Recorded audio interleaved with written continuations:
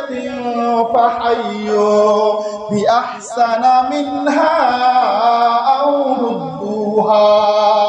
আল্লাহ রাব্বুল আলামিন ডাক দিয়া বলেন, হে দুনিয়ার মানুষেরা, তোমাদেরকে যদি কেউ অভিবাদন করে তার প্রতি উত্তরে তোমরাও তাকে অভিবাদন করো। তোমাদেরকে যদি কেউ সম্মান করে তোমরাও তাকে সম্মান করো। তোমাদেরকে যদি কেউ সালাম দেয় তোমরাও তাকে সালাম দাও।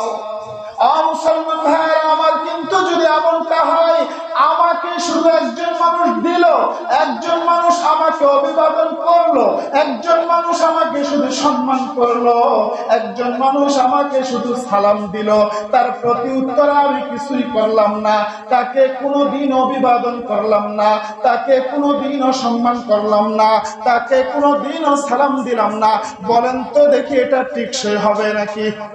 কথা বলেন না কেন?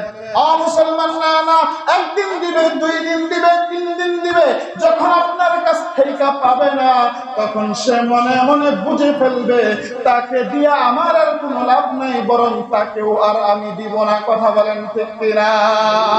এই জন্য মুসলমান বেশি বেশি যদি সালাম দেন 4টা ফায়দা। বলেন কয়টা ফায়দা? 4টা ফায়দা।